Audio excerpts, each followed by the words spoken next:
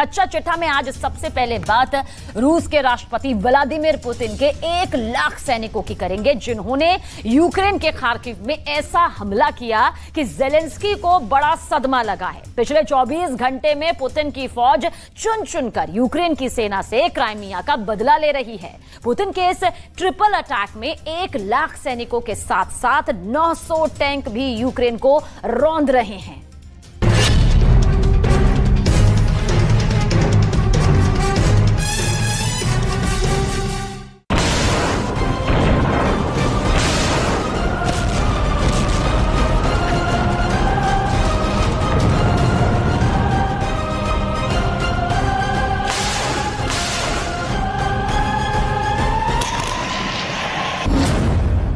Storm Z के हमले शुरू।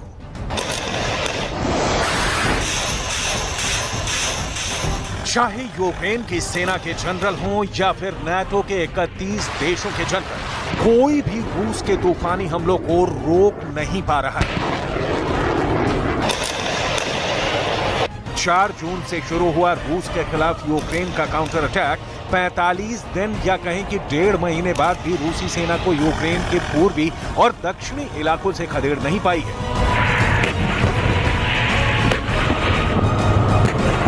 ऐसे भयानक हालातों के बीच यूक्रेन के जनरलों को जो खुफिया जानकारी मिली है, उसने ज़ेलेंस्की के साथ साथ नाटो के भी होश उड़ा दिए हैं। यूक्रेन के कमांडर और जनरलों ने चेतावनी दी है कि पुतिन ने बेहद खुफिया तरीके से यूक्रेन के खार्किव इलाके में स्टॉर्म ज़ेड के तहत हमले शुरू कर दिए हैं। हम आपको आगे बताएंगे कि आखिर क्या है पुतिन का स्टॉर्म ज़ेड हमला। लेकिन आप इतना जान लीजिए कि पहली बार पुतिन के सबसे माहिर 1 लाख सैनिकों ने खार्किव इलाके पर हमले शुरू कर दिए हैं।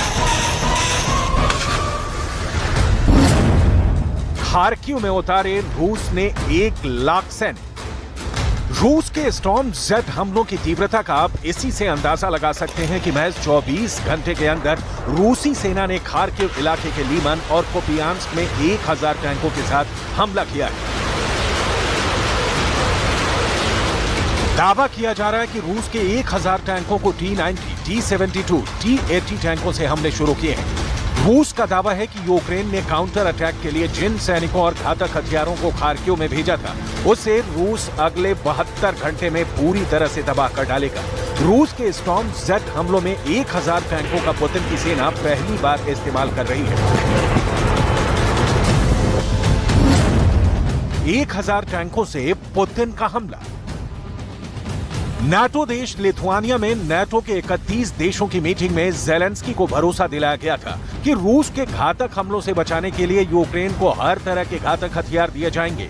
अमेरिका, ब्रिटेन, जर्मनी और फ्रांस ने तो यहां तक दावा किया था कि रूस की सेना और उसके हथियार बुरी तरह से तबाह हो रहे हैं। इसीलिए अब रूस ज्यादा घातक हमले यूक्रेन पर नहीं कर पाएगा। यूक्रेन के जनरल भी लंबे चौड़े दावे कर रहे थे कि यूक्रेनी सेना ने 17 महीने से ज्यादा की जंग में रूस के 2.5 लाख सैनिकों को मार डाला है। लेकिन देखिए, 350 वर्ग किलोमीटर में फैले यूक्रेन के खार्किव इलाके पर पुतिन ने अपनी सेना से ट्रिपल अटैक शुरू कर दिया है। हैरानी की बात तो यह है कि रूस ने स्टॉर्म ज़ेड हमलों पर कोई बड़ा दावा नहीं किया है, बल्कि यूक्रेन के जनरल और कमांडर दावा कर रहे हैं कि रूस के स्टॉर्म ज़ेड हमले शुरू हो गए हैं। पहले हम आपको दिखाते हैं कि आखिर रूस के स्टॉर्म ज़ेड हमले हैं क्या।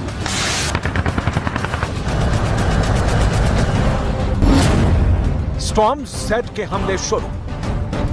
यूक्रेन के कमांडरों की चेतावनी के मुताबिक रूस ने यूक्रेन के खार्किव इलाकों में ट्रिपल अटैक शुरू कर दिए हैं। रूस की सेना ने खार्किव के लीमान और कुपियांस्क पर हमले शुरू किए हैं। स्टॉर्म ज़ेड के तहत पुतिन के पहले अटैक में 1 लाख सैनिक और 900 टैंक शामिल हैं, जो लीमान और कुपियांस्क को रौंदते हुए आगे बढ़ रहे हैं। जानकारों के मुताबिक इस वक्त रूस की सेना पूर्व और दक्षिण इलाके को खास तौर से टारगेट कर रही है। खार्किव में 900 टैंक और 1 लाख सैनिकों से हमला रूस ने इसलिए भी किया है ताकि यूक्रेन के सबसे एडवांस और घातक हथियारों को तबाह किया जा सके।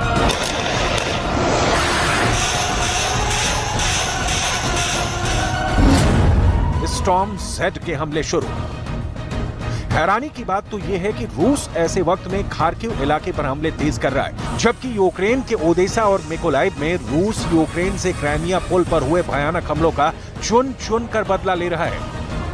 खबर के मुताबिक यूक्रेन के ओडेसा और मिकोलाइव में रूस ने भारी तबाही मचाई है।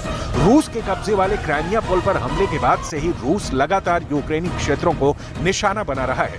यूक्रेन के कमांडरों का कहना है कि रूस ने उसके ओडेसा बंदरगाह पर लगातार दूसरी रात हवाई हमले किए हैं। रूसी रक्षा मंत्रालय के प्रवक्ता इगोर कोनाशेंको ने रूस हमले पर खुलकर बयान दिया है।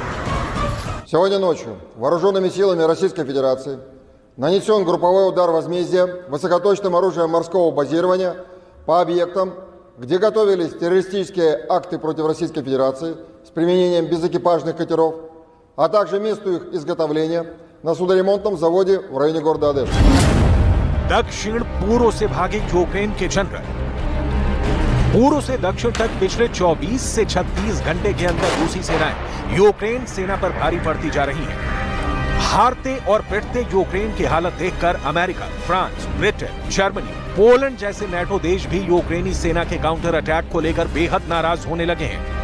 उन्हें ऐसा लग रहा है कि यूक्रेन अपने युद्ध में नेटो को जानबूझकर इतना फंसा रहा है ताकि नेटो को रूस के खिलाफ सीधा युद्ध करने के लिए मजबूर होना पड़े। रूस ने जिस तरह से यूक्रेन के खार्किव में ट्रिपल अटैक किए हैं वो हैरान करने वाले हैं। 1 लाख सैनिकों के साथ लगभग 1000 टैंकों से हमला नेटो और यूक्रेन के होश उड़ाने वाला साबित हो रहा है। अब आप ये भी देख लीजिए कि रूस का तोपखाना और रॉकेट आर्मी किस तरह से खार्किव इलाके में हमले कर रही है।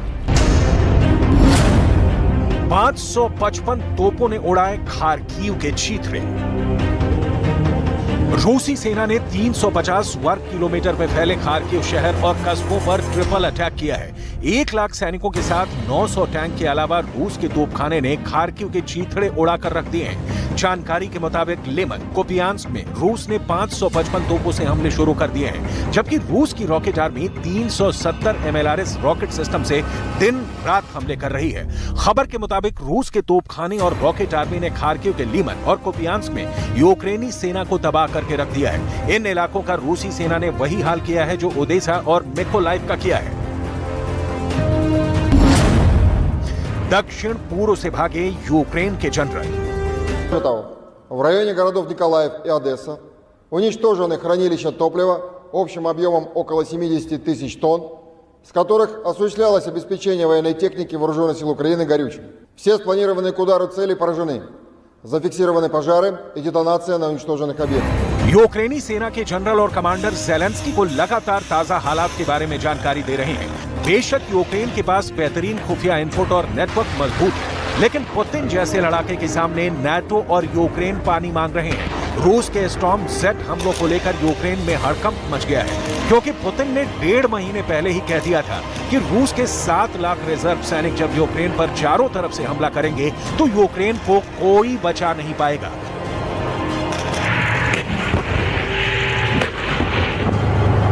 रूस ने तो दावा कर दिया है कि उसकी सेना उत्तर पूर्वी खार्किव क्षेत्र के एक महत्वपूर्ण रेलवे जंक्शन कुपियांस्क की दिशा में 2 किलोमीटर तक आगे बढ़ गई है। वहीं यूक्रेन की उप रक्षा मंत्री हन्ना मलियार ने कहा कि यूक्रेनी सेना ने पूर्व में बखमूत के पास नई बढ़त हासिल की है। हैरानी की बात यह है कि पिछले 6 हफ्तों से यूक्रेन बखमूत से रूसी सेना को खदेड़ नहीं पाया है और अब यूक्रेन के पूर्वी और दक्षिणी इलाकों पर पुतिन के ट्रिपल अटैक भी शुरू हो गए हैं। हालांकि ज़ेलेंस्की अभी भी जीत के दावे कर रहे हैं।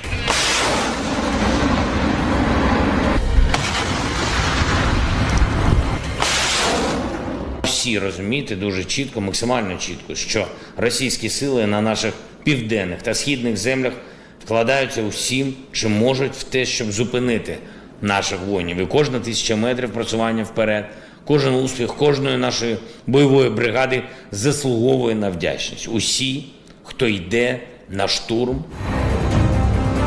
जानकारी के मुताबिक रूस ने 10 दिन पहले ही खार्किव पर स्टॉर्म जेड हमलों की तैयारी शुरू कर दी थी। इसका सबूत आप इन तस्वीरों में देख सकते हैं। इस वक्त रूसी सेना के जनरलों और लीडर्स में युद्ध करने की जबरदस्त भूख जाग गई है।